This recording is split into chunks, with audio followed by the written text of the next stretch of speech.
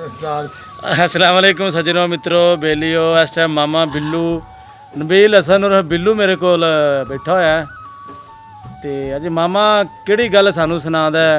मामा जी जरा कोई गल सुनाओ जरा टोरी जी होवे। थोड़ी सी क्या बात बताऊं।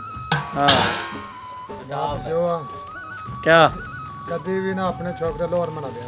क्यों? हाँ लोहर वालियां जड़ियां अपने गेल लेकर चली जावां। यहाँ माँ बाप रुल गया हुआ है, ठीक है। हाँ ते पिछा सारा कुछ ले लूगा फायदा पाल पूल का बच्चा उन्होंने भेज देवा लोहर वालियां। हाँ सारी बात यूं है। ते मामा कम कार नौकरियां भी ते लाहौर ही हैं ने, फिर की करिए दसो। हफ्ते बाद लाहौर ते आ भी जावा ना। ते हुण हफ्ते बाद आ ते जांदे ने सारे। नहीं ना वहाँ रवा फायदा है। ਲੈ ਫਾਇਦਾ ਕਿਉਂ ਨਹੀਂ? माँ बाप का ख्याल करते ਉੱਥੇ ਹੋਟਲਾਂ ਦੀ ਰੋਟੀ ਜਿਹੜੀ ਨਾ ਉਹ ਚੱਜ ਦੀ ਨਹੀਂ ਹੁੰਦੀ ਹੈਗੀ। ਮਿਹਦੇ ਖਰਾਬ ਜਿਗਰ ਖਰਾਬ ਹੋ ਜਾਂਦੇ ਨੇ। जनानियां के नीचा लगे वहाँ क्या करा बंदा। हमारे छोकरे ऐसे निकले हैं क्या करा चाहिए। ਯਾਰ ਜਨਾਨੀਆਂ ਵੀ ਤੇ ਰੱਬ ਦਾ ਜੀ ਨੇ, ਉਹਨਾਂ ਦੀ ਤਾਂ ਗੱਲ ਮੰਨਣੀ ਹੁੰਦੀ ਹੈ ਨਾ। माँ बाप ने ही पालिया हुआ ना। ਯਾਰ ਵੇਖੋ ਵੈਸੇ ਵੀ ਹਫਤੇ ਬਾਅਦ ਆਣਾ ਤੇ ਜਦੋਂ ਜਨਾਨੀਆਂ ਚਲੇ ਆ ਜਨ ਕੋਈ ਚੱਜ ਦੀ ਰੋਟੀ ਕੋਈ ਕੱਪੜੇ ਧੋਤੇ ਮਿਲ ਜਾਂਦੇ ਨੇ।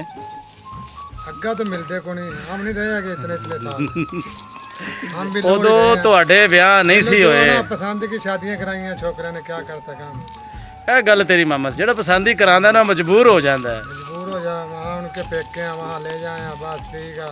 माँ बाप पढ़े यहाँ ठीक है। जामे उनका ख्याल है कोई किसी ने जो मर्जी है इनकी जिस तरह मर्जी। ਵਾਹ ਬਈ ਵਾਹ, ਮਾਮੇ ਨੇ ਗੱਲ ਤੇ ਸਹੀ ਕੀਤੀ ਹੈ ਤੇ ਲੇਕਿਨ ਜੇ ਆਪਣੀ ਜਗ੍ਹਾ ਤੇ ਅਸੀਂ ਵੀ ਠੀਕ ਹੈਗੇ ਆ। ਮਾਮੇ ਨੇ ਬਿਲਕੁਲ ਸਹੀ ਕਿਹਾ।